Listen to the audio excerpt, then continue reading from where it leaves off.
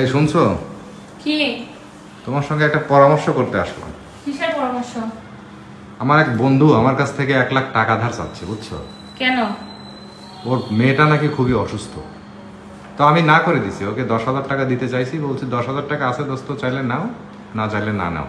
অবশ্যই এই বন্ধুটা আমাকে জীবনে অনেক হেল্প করছে। কি হেল্প করছে? ও যখন ছাত্র জীবনে বিশ্ববিদ্যালয়ে আমার পকেটে টাকা থাকতো না, ও আমাকে অনেক টাকা পয়সা ধার দিত। আবার এখানে সেখানে গিয়ে সবাই মিলে একসাথে খাওয়া দাওয়া করলে সবসময় ও বিল দিত। এছাড়াও যে কোনো বিপদ আপদে সে আমাকে টাকা পয়সা দিয়ে হেল্প করছে, বই নোট কত কিছু দিয়ে হেল্প করছে। ও ভালো ছাত্র ছিল, কিন্তু ভাগ্যের নির্মম পরিহাস, আসলে ও একটা ভালো চাকরি পায় নাই, মেধার ভিত্তিতে চাকরি পায় নাই। আমি একটা ভালো চাকরি পেয়েছি, কিন্তু ও ভালো চাকরি পায় নাই। আজকে ওর মেয়েটা অসুস্থ, ওর কাছে টাকা নাই। এখন হঠাৎ করে আমার কাছে বলতেছে যে ওর নাকি 1 লাখ টাকা দরকার। তো তুমি কি ওর বলছো? বাচ্চাকে নাকি ইন্ডিয়াতে নিয়ে যাবে, কি একটা ক্রিটিক্যাল রোগ হয়েছে। তুমি কি বলছো? 1 লাখ টাকা কি সবার পকেটে থাকে নাকি? তুমি কি বলো? আমি বলছি যে দোস্ত 10,000 টাকা আছে আমার কাছে, তুমি চাইলে নিতে পারো, আমি পাঠাবো কিনা। এখন কি তুমি আমার কাছে পরামর্শ চাচ্ছ? আমার আসলে মানে মনে হচ্ছে যে বিষয়টা নিয়ে তোমার সাথে একটু আলোচনা করা দরকার। এটা কি বলা আমার কি ঠিক হয়েছে?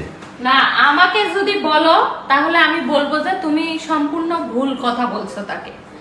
সে তো আর বউ নিয়ে কক্সবাজার ঘুরতে যাওয়ার জন্য তোমার কাছ থেকে টাকা চায় নাই। তার বাচ্চা অসুস্থ, সে ইন্ডিয়া নিয়ে যাবে, সেই জন্য টাকা চাইছে। সেখানে তুমি না করলা কিভাবে?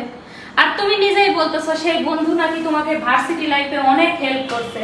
তুমি যখন স্টুডেন্ট ছিলা, তোমার পকেটে টাকা ছিল না, খাওয়ার টাকা ছিল না, তখন দিছে। আবার একটা স্টুডেন্ট ফ্রেন্ড সার্কেলের সামনে অপমান হওয়াটা কতটা মানে লজ্জার বিষয়, সেটা তো আমি স্টুডেন্ট লাইফ পার করে আসছি, আমি নিজেও জানি। সেখানে তোমাকে তোমার সম্মানটা বাঁচাইছে সে। তো সেই বন্ধুকে আজকে তুমি তার বিপদের দিনে হেল্প করবে না?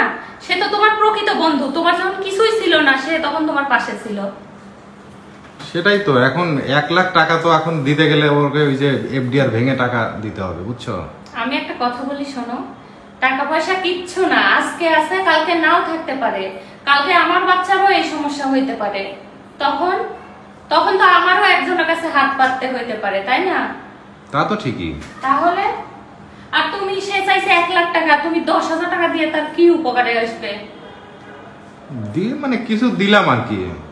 না, দায় সারার জন্য যদি দিতে চাও তাহলে আমি বলবো দরকারই নাই। আর যদি মানে হেল্প করতে চাও, প্রকৃত পক্ষে সে যে তোমাকে উপকার করছে সেটার কথা মনে রেখে কৃতজ্ঞতা বোধ থেকে যদি তার উপকার করতে চাও, তাহলে আমি বলবো যে সে যেটা চাইছে পারলে তার থেকে কিছু বেশি দাও। কি বলতেছো, তাহলে দেবো? ওই যে আমি বললাম, আমার কাছ থেকে পরামর্শ চাইলে আমি বলবো যে অবশ্যই তোমার দেওয়া উচিত।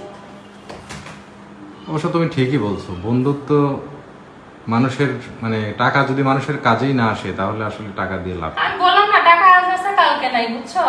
আর তোমার যখন কিছু ছিল না সেই মানুষটা তখন তোমাকে হেল্প করছে, তার মানে কি তোমার প্রকৃত বন্ধু। বন্ধুত্বের পরিচয় তো এখানেই। তাহলে কালকে ব্যাংকের ওই এফডিআরটা ভেঙে ওখান থেকে 1 লাখ টাকা দিয়ে দিবনি। তুমি এখনই তাকে ফোন দিয়ে বলো যে কালকে তুমি টাকাটা দিবা, যেন আজকে সে একটু নিশ্চিন্তে থাকতে পারে। আর কালকে ব্যাংক খুললে ব্যাংক থেকে টাকাটা তুলে দিয়ে দাও, বুঝছো? বিপদ আপদ তো মানুষের বলে কয়ে আসে না। ঠিকই বলছো।